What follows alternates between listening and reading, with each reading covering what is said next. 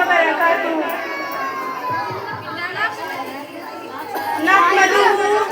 نحمده ونصلي على رسوله الكريم أما بعد.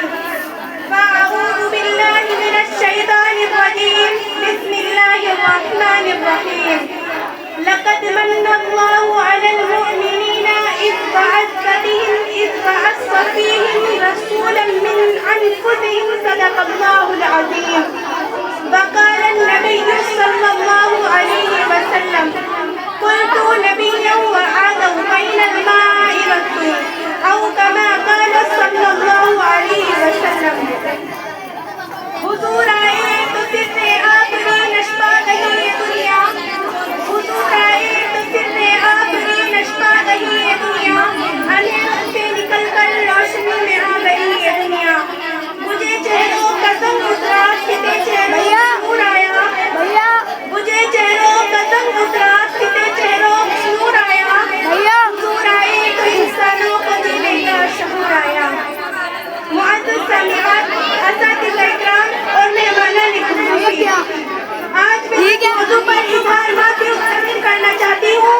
وہ ہے حضور صلی اللہ علیہ وسلم کی آمد مقبول. معزز سامعین، حضور صلی اللہ علیہ وسلم کی آمد سے قبل کیا تھا؟ ظلم ہی ظلم تھا، کفر و شرک کا راج تھا. ہر طرف ویرانی ہی ویرانی تھی. حکومت شیطانی تھی.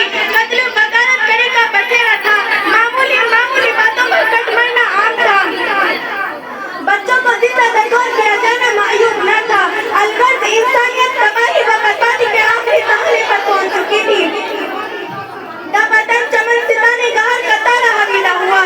حسرت انسان کی خوش بختی کا چمک اٹھا کہ یتیم عبداللہ، جگرے غوثیہ آمنہ، شاہ حرم، حکمران حرم و اعظم، قائد انسانیت، شہنشاہ کونین، بروز 9 ربیع الاول سن 531 عیسوی کو عالم مقدس سے عالم الوان سے بے بصر کو با بصر کرنے کے لیے، بے نظر کو با نظر کرنے کے لیے، ملکوں کی بری اقوام، بیگان کی انقلاب اور الوان تفریق زباں مٹانے، ہر ایک کی زباں پر ایک ہی کلمہ لا الہ الا اللہ محمد رسول اللہ جاری کرنے کے لیے قافلہ نبوت آخری مرتضی قافلہ نبوت کے آخری ستون بن کر تشریف لے آئے ہیں.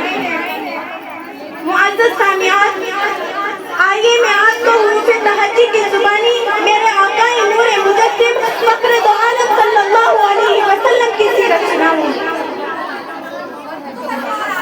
معزز سامعین، حضور